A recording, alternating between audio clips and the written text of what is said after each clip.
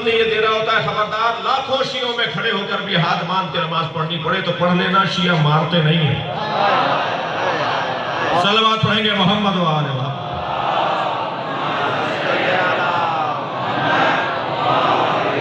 تین صفتیں اپنا لیجئے میرے بچوں جوانوں، میری خوش قسمتی ہے کہ میری مجلس میں جوانوں کی تعداد زیادہ ہے اور جو بزرگ بیٹھے ہیں وہ بھی دل کے جوان ہیں۔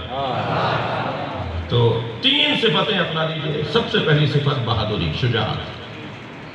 کیا کریں کہ ہمارے اندر بہادری آئے، شجاع بن جائیں، بزدل نہ ہو؟ کیا کریں؟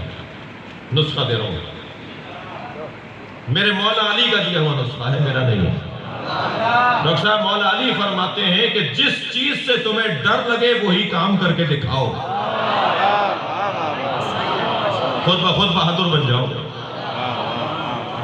جنگ صفین میں میرے مولا کا لشکر کے سامنے شام کا لشکر، اور یہاں اگر 1000 تھے تو وہاں 2000 تھے، اور وہاں اسلحہ زیادہ تھا، وہاں سواریاں زیادہ تھیں، وہاں سامان زیادہ تھا۔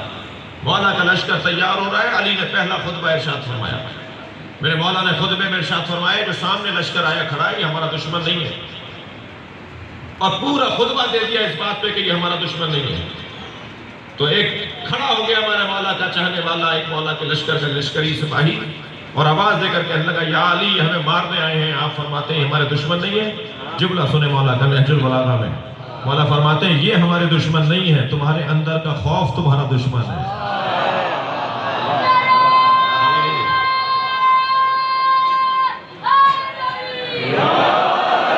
اندر کا خوف نکال دو، تمہارا کوئی دشمن ہی نہیں ہے۔ میں ابھی ایک اجلاس کے اندر بیٹھا تھا، میرے سامنے ایک ایسا شخص بھی بیٹھا تھا جس نے ہمیں بہت مارا ہے، اس ملک میں قتل کیے ہیں ہمارے بہت۔ ایک ایسا شخص بیٹھا تھا جس نے پاکستان میں لاکھوں شیعہ قتل کیے، اور اتفاق ہوا مجھے سامنے بٹھا دیا گیا۔ تو سب ماسک لگائے ہوئے تھے، میں نے ماسک اتار کر اچھی طرح چہرہ کھول دیا کہ اچھی طرح پہچانو یہ علی کا چاہنے والا ہے۔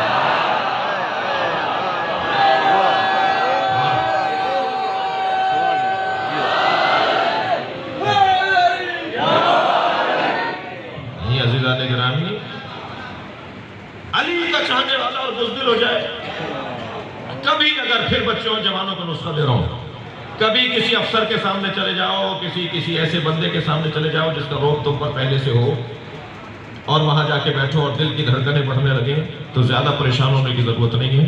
صرف ایک لمحے کے لیے سیدہ سے توسل کرو،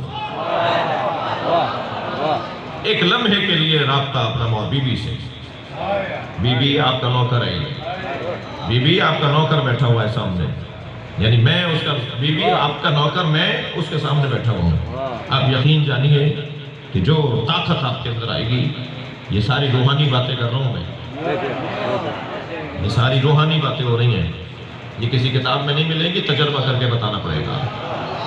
تو یہ تجربے کی باتیں عرض کر رہا ہوں۔ علی کا چاہنے والا اور بزدل، پھر بات تکراری کر رہا ہوں، مجھے معاف کیجئے، مگر بار بار اس زمانے میں کرنے کی ہے۔ ایک صاحب مجھ سے کہنے لگے ہم نے بہت سنی دیکھے ہیں جو شیعہ ہوئے ہیں۔ میں نے کہا میں نے بہت شیعہ دیکھے ہیں جو سنی ہوئے ہیں۔ کہنے لگے آپ نے کہاں شیعہ دیکھ لیے جو سنی ہو گئے؟ میں نے کہا ہمارے 21ویں گریڈ کے افسران، ہمارے زمیندار، ہمارے وڈیرے، ہمارے سیاستدان جب چاہتے ہیں ہاتھ باندھ لیتے ہیں۔ تمہیں شرمندگی ہے کہ علی کو مانتے ہو؟ سینہ چوڑا کر کے کہو میں شیعہ ہوں۔ ہر دور سے زیادہ ضرورت ہے کہ اپنے مذہب کا اعلان کرو، اور عزیزان گرامی کہہ چکے ہیں، ہم بار بار یہاں بھی تکرار کر رہے ہیں، چہلوں کی جلوس اور مجلس کی تیاری کیجئے۔ ہر سال آپ جلوس میں شریک ہوتے ہیں، کوئی پہلی دفعہ نہیں ہوں گے، جلوس پہلی دفعہ نہیں نکل رہا، لیکن صرف اتنی گزارش ہے کہ اگر جلوس میں ہر سال آپ کمزوری کے ساتھ آدھا جلوس کر کے زیارت کر کے واپس آ جاتے تھے، تو اس سال جلوس شروع ہونے سے ختم ہونے تک غیر حاضری نہیں ہوگی۔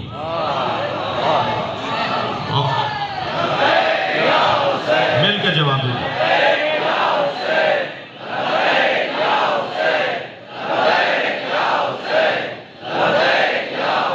بلندتر صلوات پڑھیں۔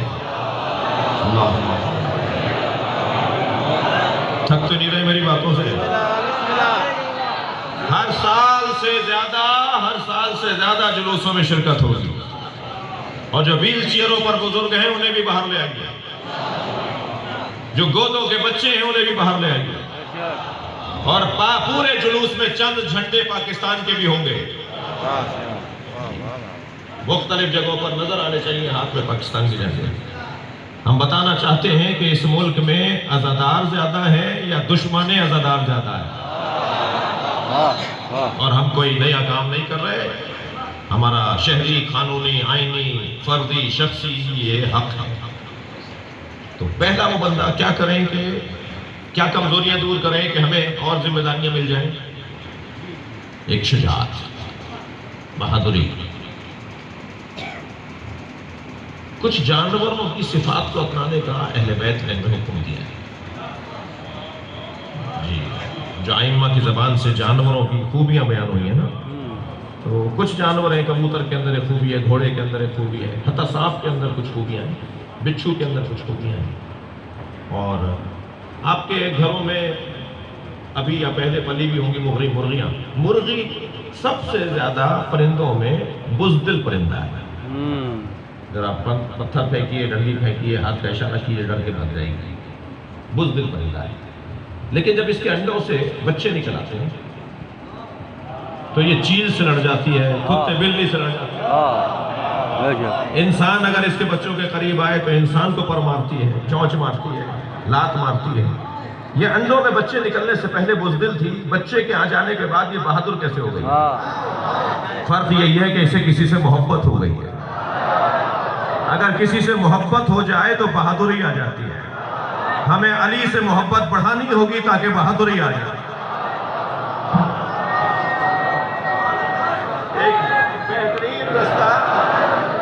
ایک بہترین رستہ محبت ہے علی مولا سے اور اہل بیت سے، جو بہادری کو بڑھائے گا، یہ کمزوری دور ہو جائے۔ دوسری کمزوری بتاؤں، اسے بھی دور کرنے کی ضرورت ہے، وہ ہے بخل، کنجوسی۔ شیعہ اور کنجوس، علی کا نعرہ لگانے والا اور کنجوس، اہل بیت کا ماننے والا اور کنجوس نہیں۔ کنجوس کا کوئی تعلق نہیں ہے علی والے سے، خود مولا علی سے کوئی تعلق نہیں ہے۔ یہ جس دروازے پر آ کر بیٹھا ہے، اس وقت میں امام بارگاہ میں آپ کی جگہ تنگ پڑ گئی ہے، جو یہ جس جگہ پر آ کر بیٹھا ہے وہ گھرانہ وہ ہے کہ ہوتا ہے تب بھی دیتے ہیں، نہیں ہوتا تب بھی دیتے ہیں۔ میری مجلس میں یہ جملہ شاہ صاحب ایک صاحب نے سنا، ایک بچے نے یہ جملہ سنا کہ ہوتا ہے تب بھی دیتے ہیں، والذین ينفقون فی السراء والضراء، قرآن کی آیت۔ یہ گھرانہ وہ گھرانہ ہے جو دارائی میں بھی عطا کرتے ہیں، ناداری میں بھی عطا کرتے ہیں۔ ان کے پاس ہوتا ہے تب بھی دیتے ہیں، نہیں ہوتا تب بھی دیتے ہیں۔ ایک جوان میرے پاس آیا کہنے لگا مولانا تقریر آپ کی سن رہا تھا، بات سمجھ میں نہیں آئی، نہیں ہوگا تو کیسے دیں گے، ہوتا تو دیتے۔ میں نے کہا تم دینے والے ہوتے تو تمہارے پاس ہوتا۔ پہلے سخاوت ایجاد کرو، پھر اللہ تمہیں واسطہ بنا دے گا۔ پیسے سے کوئی تعلق سخاوت کا نہیں ہے، سخاوت کا کوئی تعلق پیسے سے نہیں ہے۔ سخاوت ایک جذبے کو کہتے ہیں، چاہے پیسہ ہو یا نہ ہو، اس جذبے کو بڑھانے کی ضرورت ہے۔ دیکھ لیا آپ نے، یہ دوسری کمزوری ہے جسے دور کرنا ہے۔ تھکے نہیں ہے تو بات کرو۔ تیسری کمزوری جو اہل بیت کے چاہنے والوں کو اپنی دور کرنی ہے، اور دور ہے تو اور دور کرنی ہے، کمال بڑھانا ہے اس کے اندر، اور وہ ہے تنگ نظری، گھٹن، چھوٹا دماغ، چھوٹا دل۔ اس کے پاس پیسہ کیسے آ رہا ہے، اس کا گھر ایسا کیوں ہو گیا، اس کے پاس دولت کہاں سے آ گئی، اس نے کار کیسے خرید لی، وہ اس نے ہاتھ میں گھڑی کیوں باندھ لی۔ تمہیں اللہ نے آڈیٹر بنایا، اللہ نے تمہیں کوئی حساب کتاب والا بنایا، وزیر خزانہ بنایا ہے، نیب کا تمہیں چیئرمین بنایا ہے، جو تم پوچھ رہے ہو کہ اس کے پاس پیسہ کہاں سے آیا۔ نہیں عزیزان گرامی، میرے مولا سجاد کے ایام ہے، جملہ ہدیہ لے لیجئے۔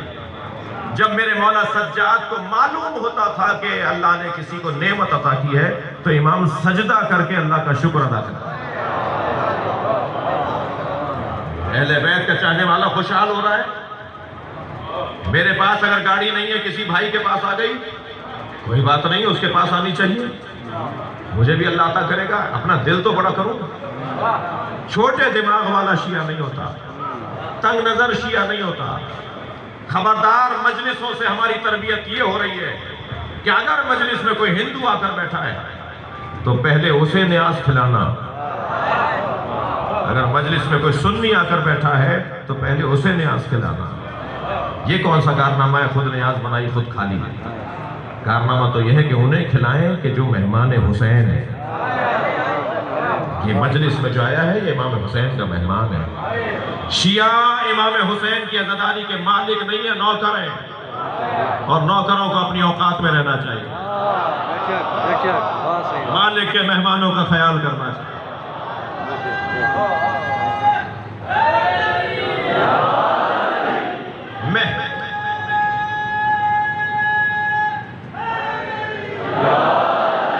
محلے میں، علاقے میں اگر کوئی آپ کا مخالف، ظاہری طور پر مخالف، اگر اس نے سوچ لیا ہے کہ میں مخالف ہوں، آپ کا کوئی مخالف نہیں ہے، اس نے سوچ لیا ہے کہ وہ آپ کا مخالف ہے، تو اس سے پیار بڑھائیے، اس سے محبت بڑھائیے، اس کا لین دین بڑھائیے۔ دو گھر بعد کوئی بھائی رہتا ہے، سنی بھائی ہے، اس کے ہاں چیز بھیجیے، اگر وہ کہیں ہم نیاز نہیں کھاتے تو ناراض نہ ہوئیے، دوبارہ بھیجیے، 3-4 دن بعد پھر تیسری دفعہ بھیجیے۔ اگر وہ نیاز لوٹا دے تو پریشان نہ ہو، یہ آپ کا اور اس کا مسئلہ نہیں ہے، اس کا اور حسین کا مسئلہ ہے۔ اور میں آپ کو یقین کے ساتھ کہہ رہا ہوں کہ 3 دفعہ سے زیادہ آپ کو زحمت نہیں کرنا پڑے گی، 4تھی دفعہ اس کے ہاں سے نیاز آئے گی۔ ہم بھی نیاز کرتے ہیں۔ سب سے زیادہ اخلاق ہے جو انسان کو کامیابیاں دلا سکتا ہے، میل ملاپ، اخلاقیات، اچھے انداز سے بات کرنا، ذہن کو بڑا کرنا، تنگ نظری سے باہر آنا۔ اور میں پھر گزارش کروں گا اپنے بچوں اور جوانوں سے، خبردار، اہل سنت کے مقدسات کی توہین کرنا حرام ہے، اہل سنت کے مقدسات کی توہین کرنا حرام ہے۔ دقت ہے؟ اہل سنت کے مقدسات کی توہین کرنا حرام ہے۔ اس کا یہ مطلب بھی ہرگز نہیں ہے کہ ہم ان کی پیروی کرنے لگیں جن کی وہ پیروی کرتے ہیں،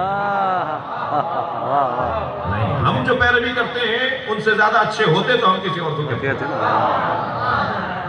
ہم جن کی پیروی کرتے ہیں۔ اہل سنت کے مقدسات کی توہین کرنا حرام ہے، لیکن پیروی ہم علی کی کریں گے، پیروی ہم اہل بیت کی کریں گے۔ اور میں اگر حضرت ابوبکر کا قول تمہیں سنا دوں تو جا کے انہیں سنا دو کہ حضرت ابوبکر فرماتے لم تلد النساء مثل علی بن ابی طالب، کائنات میں کوئی عورت نہیں ہے جس نے علی جیسا بچہ جنا۔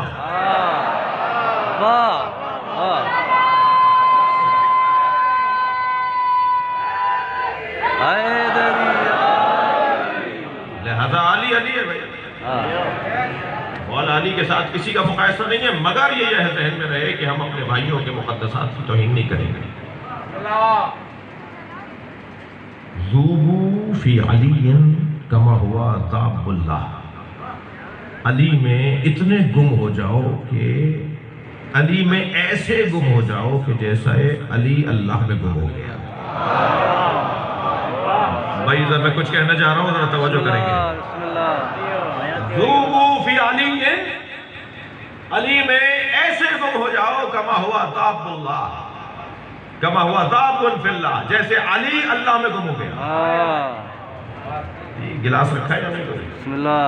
گلاس میں فرض کیجئے آپ دودھ لے لیجئے، تصور کیجئے گلاس میں دودھ، اس دودھ میں اپنی انگوٹھی ڈال دیجئے۔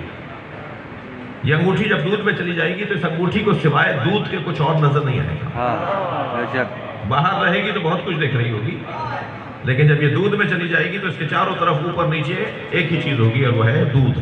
مثال ہے، علی میں گم ہو جاؤ کہ تمہیں علی کا دشمن ہی نظر نہ آئے، علی کا غیر ہی نظر نہ آئے۔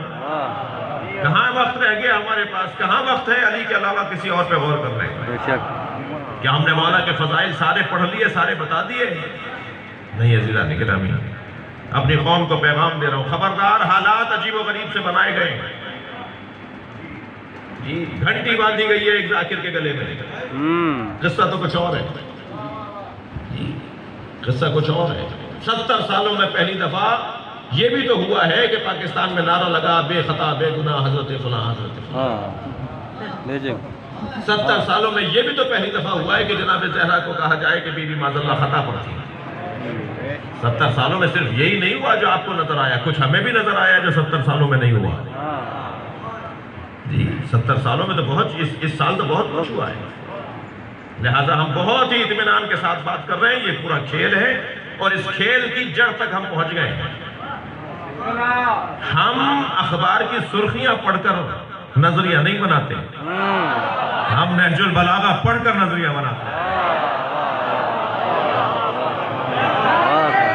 خبردار، ہمیں پتہ ہے کہ معاملہ کہاں تک جا رہا ہے، اور جہاں تک معاملہ جائے گا میں ایک جملے میں کہہ دیتا ہوں، ملت تشیع اسرائیل کو تسلیم نہیں کرنے دیں گے.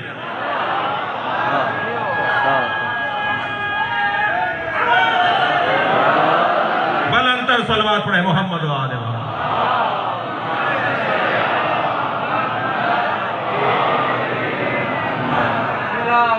اس پہ لبیک یا حسین نعرہ لگتا ہے. لبیک یا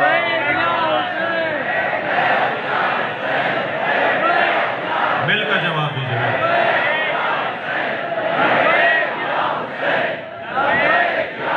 بلندتر صلوات پڑھیں گے محمد و آل محمد.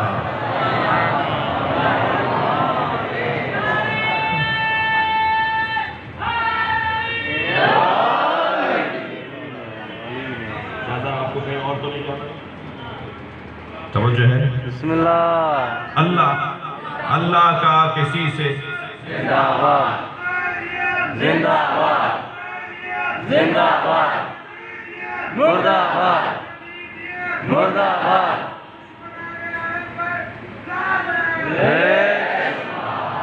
اس سال ایک نعرہ اور بڑھا دیجئے. زندہ باد، زندہ باد، زندہ باد، زندہ باد.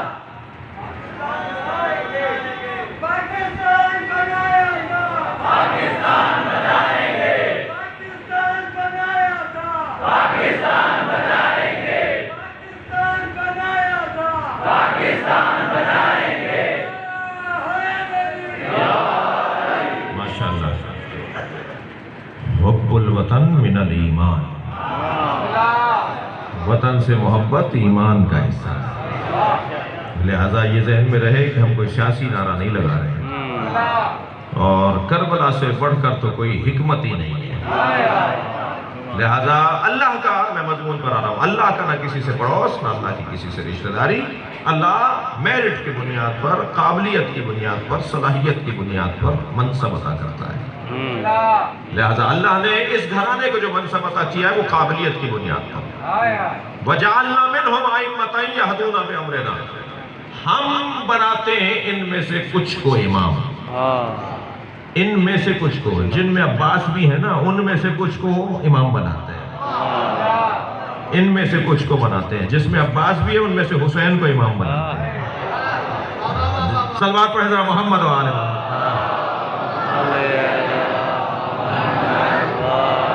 ہم ان میں سے کچھ کو امام بناتے ہیں، اور کس کو امام بناتے ہیں؟ جس کے اندر یہ 3 صفتیں پائی جاتی ہیں. یہدون بامرنا، جس کے اندر ہمارے امر کی ہدایت کرنے کی صلاحیت ہے. ہر آدمی ہر کام نہیں کر سکتا. جسے قرآن ہی یاد نہ ہوتا ہو وہ تفسیر کیا بتائے گا؟ وہ تفسیر کیا بتائے گا؟ قرآن مجید کی تفسیر، اللہ کے دین کی تشریح وہ کرے گا جس میں قابلیت ہے. ہارون رشید نے، معاف کیجیے گا، متوکل نے منت مان لی اس کی ماں نے کہ اگر میرا بچہ ٹھیک ہو گیا، بیمار ہو گیا تھا، ٹھیک ہو گیا تو میں کثیر سجدہ، کثیر صدقہ اللہ کی راہ میں دوں گی. کیا؟ کثیر صدقہ اللہ کی راہ میں دوں گی. متوکل کی ماں نے منت مانی، متوکل ٹھیک ہو گیا تو کہا جی کثیر صدقہ دیں. تو کہا کتنے دیں؟ 20 25 50 جانور دے دیں، سونا دے دیں، صدقہ کیا دیں، کتنی تعداد دیں؟ کثیر کسے کہتے ہیں؟ تو کسی مفتی صاحب نے کہا جی 20 دے دیجئے. اس نے کہا جی 20 کیوں؟ 25 کیوں نہیں؟ کسی نے کہا جی 25 دے دیجئے. انہوں نے کہا 25 کیوں؟ وہ سمجھ رہے تھے کہ زیادہ بڑھانا چاہ رہے ہیں. کسی نے کہا جی 30 دے دیجئے. انہوں نے کہا 30 کیوں؟ دلیل دو. نہ 20 والے کے پاس دلیل کے 20 دے دے تو کثیر، نہ 25 والے کے پاس دلیل کے 25 دے تو کثیر. اب یہ سارے پریشانی بڑھتی گئی. تو جب پریشان ہوتے ہیں نا تو انہیں ہمیشہ مشکل میں مشکل کشا یا ان کی اولاد یاد کہنے لگے اس کا جواب دیں گے علی النقی، شیعوں کے امام. میرے مولا نقی کا دور ہے،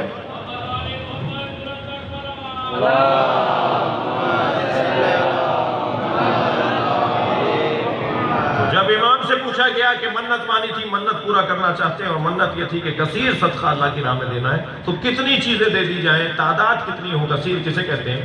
امام نے فرمایا 80 چیزیں اللہ کی راہ میں دے دو، 80 جانور دے دو، 80 سکے دے دو، 80 کی تعداد دے دو۔ تو جیسے وہاں 20 والے سے اور 25 اور 30 والے سے پوچھا گیا، ایسے یہاں بھی امام سے کہا گیا کہ جی 80 کیوں؟ حضرت نے فرمایا تم نے قرآن نہیں پڑھا؟ پروردگار عالم نے اپنے نبی سے کیا کہا؟ لقد نصرکم اللہ فی مواطن کثیرہ، اللہ نے ہے میرے مصطفیٰ، اللہ نے تمہیں کثیر موقعوں پر نصرت عطا کی ہے۔ تو اللہ نے 80 جنگوں میں ہی تو نصرت دی تھی۔ صلوات پڑھیں محمد و آل محمد۔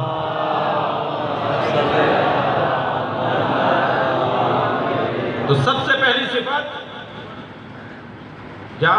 یہدونا بامرنا، جو ہمارے امر کی ہدایت کرنے کی قابلیت اور صلاحیت رکھتے ہیں۔ ہر ایک کے بس کی بات نہیں ہے، ہر ایک کے بس کی بات نہیں ہے۔ ابو ذر غفاری 10 آیتوں کے فقیہ تھے، 6000 سے زیادہ آیتیں۔ حضرت ابو ذر 10 آیتوں کے فقیہ تھے، مولا علی کھڑے ہو کر استقبال کرتے تھے۔ جو 10 آیتوں کا فقیہ ہو، علی کھڑے ہو کر استقبال کر رہا ہے، اور نبی علی کے لیے کہہ رہے ہیں یہ مکمل قرآن ہے۔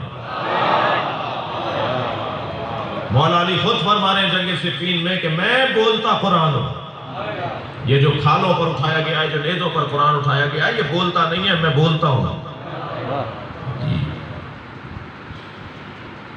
یہاں دونوں میں ہوتا ہے پہلی صفت۔ دوسری صفت لمبا صبر، دوسری صفت یہ کہ وہ صابر ہوتے ہیں۔ صبر کہتے کسے؟ گریہ نہ کرو، رو نہیں، آنکھوں میں آنسو نہ لانا، یہ صبر نہیں ہے۔ صبر کا کوئی تعلق گریے سے نہیں ہے، مگر ہے تو ہے، یہ ہے کہ جو صابر ہوتا ہے وہ روتا ہے۔ ایام عزا عربی زبان کا لفظ ہے، ایام یوم کی جمع ہے اور عزا عربی کا لفظ ہے۔ ایام عزا، عزا کے دن، عزا عربی میں کہتے ہیں صبر کو۔ جا کے دیکھ لیجئے لغت میں، عزا یعنی صبر، یہ ایام عزا ہے یعنی صبر کے دن ہے۔ ہم رو کر صبر کرتے ہیں، اگر نہ روتے تو پھر ہم کسی کو مارتے جاتے ہیں، ہم کہیں جا کر نقصان پہنچاتے ہیں کسی کو۔ ہمارے ائمہ نے ہمیں رونے پر لگایا ہے۔ میری اس مجلس میں کچھ تنظیمی دوست بیٹھے ہوں گے جنہوں نے تنظیمی دور کے اندر کچھ لیکچر سنے ہوں گے اپنے کچھ مفکروں کے، تو وہ مفکر کہتے ہیں رونا مقصد نہیں ہے، رونا ہدف نہیں ہے، کوئی اور مقصد ہے۔ میں کسی اور گھڑے سے پانی پیتا ہوں بھائی، میں کسی اور گھڑے سے پانی پیتا ہوں، میرا ذائقہ ہی کچھ اور ہے۔ اختلاف آپ کو کرنے کا حق ہے، اگر بات سمجھ میں آئے تو لیجئے گا، نہ سمجھ میں آئے تو نہ لیجئے گا۔ میں رونے کو ہدف کہتا ہوں۔ یہ جو مجلس ہو رہی ہے نا، جس میں آپ روئیں گے ابھی، اور رو چکے ہیں کچھ دیر پہلے، اور ابھی میرے بھائی نواب پڑھیں گے تو آپ روئیں گے، یہ جو رونا ہے نا، یہ خود مقصد ہے، خود ہدف ہے، موضوعیت رکھتا ہے۔ کون کہتا ہے کہ رونا مقصد نہیں ہے؟ دلیل دوں گا، دلیل دوں گا۔ رونا مقصد ہے۔ سب سے بڑا مسئلہ معاشرے کا قسی القلبی ہے، سخت مزاجی ہے، دہشت گردی ہے، شدت پسندی ہے۔ معاشرے سے سختی کو ختم کر دیجئے، معاشرہ ترقی کرنے لگے گا۔ معاشرے سے عدم برداشت کو ختم کر دیجئے، معاشرہ ترقی کرنے لگے گا۔ معاشرے میں برداشت کو بڑھا دیجئے، معاشرہ ترقی کرنے لگے گا۔ جتنے ممالک ترقی یافتہ ہیں، ان کا بنیادی نسخہ یہ ہے کہ ان کے ہاں برداشت پائی جاتی ہے، تحمل مزاجی پائی جاتی ہے، صبر پائی جاتی ہے، صبر پایا جاتا ہے۔ اور برداشت اور تحمل مزاجی اور صبر کا بڑا گہرا تعلق رونے سے۔ جس کا دل سخت ہوتا ہے نا، وہ نہیں روتا ہے، اور جس کا دل سخت ہوتا ہے وہ گردنیں دباتا ہے، وہ لوگوں کو مارتا ہے، وہ قتل کرتا ہے، وہ سفاکیت دکھاتا ہے، وہ ظلم کرتا ہے، وہ زیادتی کرتا ہے۔ کیوں انبیاء کرام رونے کی مشق کرتے تھے؟ انبیاء کرام کا دن بھر کا ایک دورانیہ رونے میں گزرتا تھا۔ حتیٰ بعض نبیوں نے بعض غذاؤں کی تعلیم دی ہے کہ فلاں غذا کھاؤ تاکہ تمہارے آنسو آ جائیں، تمہیں رونا آ جائے۔ میری بی بی سیدہ فرماتی ہے مجھے بچے اس لیے اچھے لگتے ہیں کہ یہ روتے زیادہ ہیں۔ کیوں بچے اس لیے اچھے لگتے ہیں؟ روتے زیادہ ہیں۔ بچے روتے کیوں زیادہ ہیں؟ ان کا دل نرم ہے۔ سیدہ چاہتی یہ ہے کہ تم 80 سال کے ہو جاؤ مگر دل تمہارا نرم ہے۔ अजीजान गिरामी, फिर एक जुमला कहकर आगे बढ़ूं। कितने इस मुल्क के अंदर धमाके हुए, खुद कुछ धमाके हुए, टारगेट किलिंग इस मुल्क के अंदर क्या कुछ नहीं हुई। हमने 20,000 से ज्यादा जनाजे इस मुल्क के अंदर उठाए, और बास तो ऐसे ऐसे हमने सपूत इस मुल्क के अंदर गिरते हुए देखे। कैसे कैसे आसमान हमने जमीन में दफनाए हैं। कितने बड़े बड़े लोग हमने जमीन में दफना दिए। लोग जमीन से सोना निकालते हैं, हमने सोने जमीन में दबाए हैं। हाँ, हमने कितना नुकसान किया, मगर कभी किसी शिया ने जाके खुदकुश धमाका किया? कभी किसी आजादार ने जाकर किसी पे फायरिंग की? क्यों? इसलिए कि आपको रुलाकर रोने की मशक करके तरबियत की जा रही है। जो कौम रोने की मशक करती हो ना, वो किसी को रुलाती नहीं। इतनी आदत डालो रोने की। हजरत मुख्तार फरमाते हैं, मुख्तार सकफी रहमतुल्लाह अलैह फरमाते हैं, इतना हुसैन पर रो कि सीने में गुस्सा जमा होता रहे, और जब हुसैन का वारिस मेहदी आए तो फिर उसकी हिमायत में ये गुस्सा हिमायत में बाहर आए। फिर वो कहेंगे कि अब हुसैन के नाम पर ऐसा करो। ये हम मशक कर रहे हैं। रोना इंसान की तरबियत का एक बड़ा उन्वान है। जो रोते हैं ना, उनका दिल नर्म होता है, वो रुलाते नहीं है किसी को। लिहाजा गाय मासूम ने अगर रोना ना आ रहा हो तो रोने की शक्ल बनाओ, रोने का माहौल बनाओ, रोने का अंदाज अपनाओ। जिनको आंसू नहीं आते, बराबर वाला रो रहा हो तो अल्लाह से दुआ खुदा करे, या अल्लाह मुझे रोना नहीं आ रहा, मेरे बराबर वाला रो रहा है, मुझे एक ही आंसू का कतरा दे दे। तो इस मजलिस में अगर एक कतरा भी आंसू का आ गया ना, सब्र, अय्याम आज़ा यानी अय्याम बर्दाश्त। रोता कौन है? जो बर्दाश्त कर रहा होता है। जो थप्पड़ मार के आ जाता है फिर रोता नहीं है वो, जो बदला लेके आ जाता है फिर रोता नहीं है वो। रोता कौन है? रोता वही है कि जो बर्दाश्त कर रहा होता है। लम्मा सबर वकानू बे आयातिना युकिनून। और तीसरी सिफत जिन्हें अल्लाह इमाम बनाता है उनकी यह है कि वो अल्लाह की आयात पर यकीन रखते हैं। आपको किसी चीज पे यकीन हो और दूसरे उस बात को मान ना रहे हों, इसलिए कि यकीन नहीं है उन्हें, तो आपकी दीदी कुछ और होगी, आपकी दीदी कुछ और होगी। आप कहेंगे इनको पता ही नहीं, जो मैं देख रहा हूं मैं देख ही नहीं। वो जो दिल की आंखें होती है ना, जैसे यकीन कहा जाता है, ये नहीं कहने दो भाई ये मेरी बात नहीं मान रहे, मेरी बात नहीं समझ रहे, इन्हें पता ही नहीं है कि मैं क्या कह रहा हूं। यकीन की कैफियत है। अज़ीज़ान गिरामी, करबला में यकीन वालों का इज्तिमा था, और करबला में हुसैन वाला का यकीन तो बहुत बुलंद दर्जे का था। सलाम उस सकीना पे हो जिन्होंने इस पूरे सफर में कभी शिकवा नहीं किया। कोई एक कहीं दिखा दीजिए रिवायत कि बीबी ने अपनी फूफी से कहा हो, फूफी अम्मा माज़अल्लाह ये हमारे साथ क्यों हो रहा है? नहीं, शुक्र करती रही, सब्र करती रही। कभी गौर फरमाया कि इस बच्ची की शहादत जिंदान में कैसे हुई? अज़ादारों, दम घुटने से हुई है। कितना बर्दाश्त करती है 4 साल की बच्ची। इसने करबला में कैसे कैसे मंजर देखे हैं। आप भी साहिबाने औलाद बैठे हुए हैं ना, आपके घरों में भी बच्चे हैं, आपके घरों में भी बच्चियां हैं। कुछ देर के लिए सोचें कि क्या गुजरा है इस बच्ची के ऊपर, क्या मंजर देखा इसने कि जब भाई सज्जाद के नीचे से बिस्तर खींचा जा रहा था। मुझसे बयान नहीं हो पाएगा मख्तल की एक किताब में कि एक लूटने वाले यजीदी सिपाही ने जब इमाम सज्जाद का बिस्तर खींचा ना, तो इमाम लेटे हुए थे, मुंह के बल तब्दील हो गए, और बहन सकीना थी जो भाई को संभाल रही थी। ये क्या मंजर था जो इस बच्ची ने देखा। अजर कमल अल्लाह किसी गम में न रुलाया आपको सिवाय अहले बैत में रोने रुलाने वालों में करार दे। इस बच्ची ने और मंजर देखा। क्या देखा कि बाबा के लाशे पे घोड़ा दौड़ाया जा रहा है। ये मंजर भी इस बच्ची ने देखा। और फिर वो मंजर कैसा था जो सकीना ने देखा कि फूफी के सर से चादर उतर रही है। और वो मंजर कैसा था कि एक शख्स ने जनाब सकीना का गोशवारा मांगा नहीं है।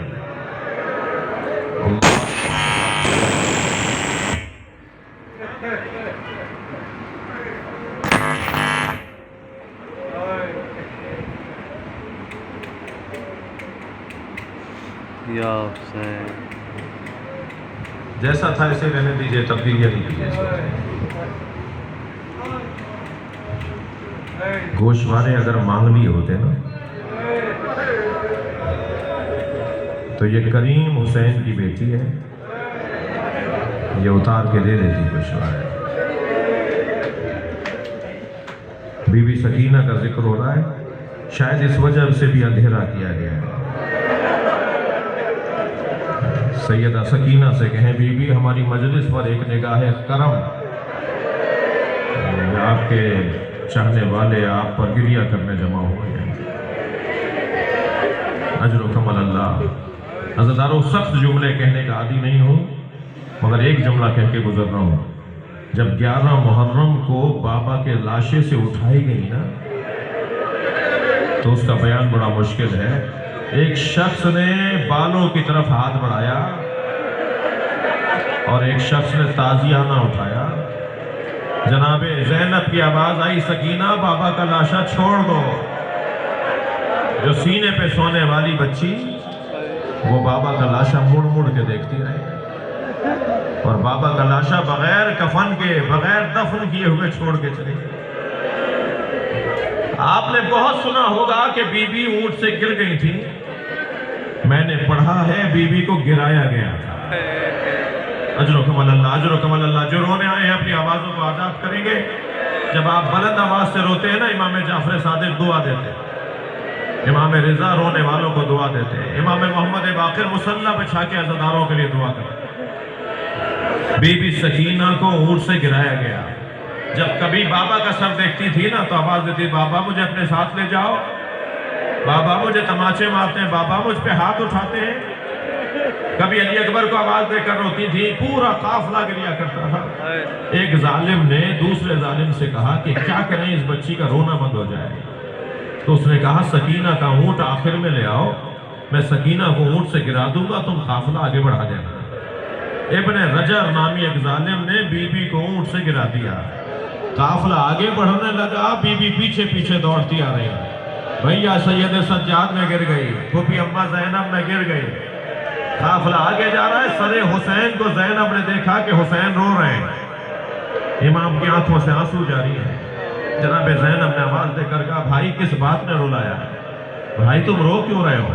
امام حسین کے سر سے آواز آئی، میری سکینہ گر گئی ہے۔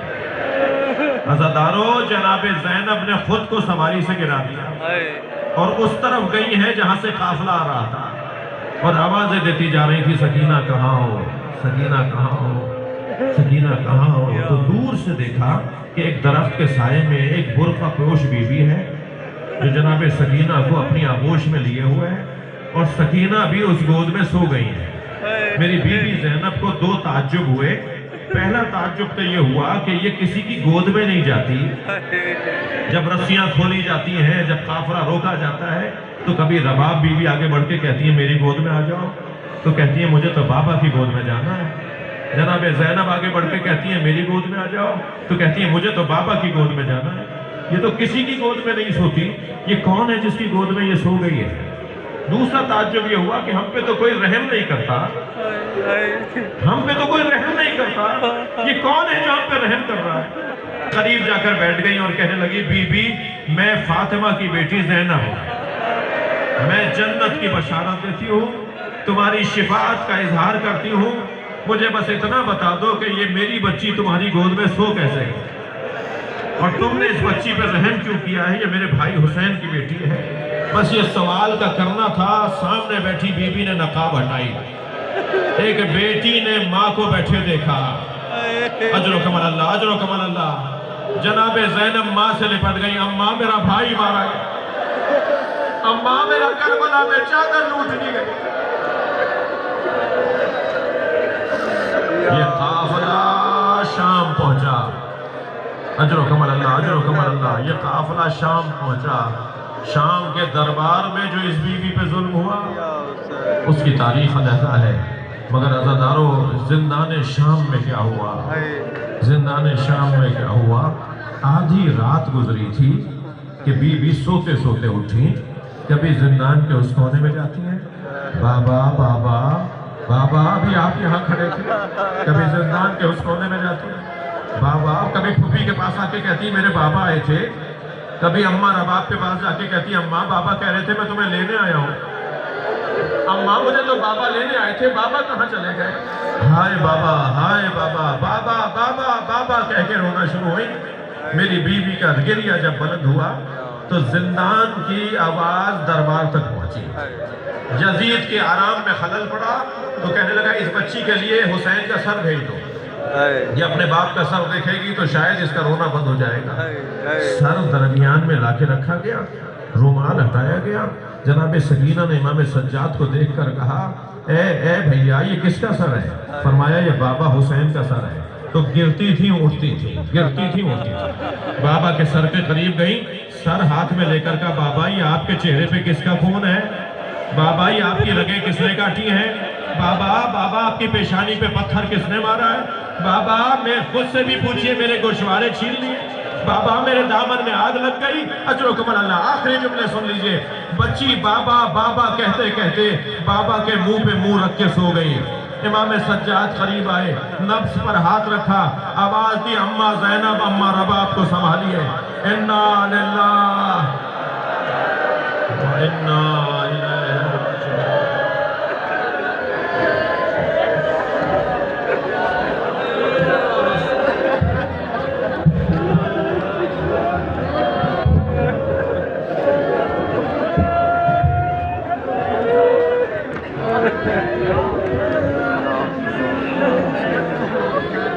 मैं पिया मर्दा सज्जाद दी भेंट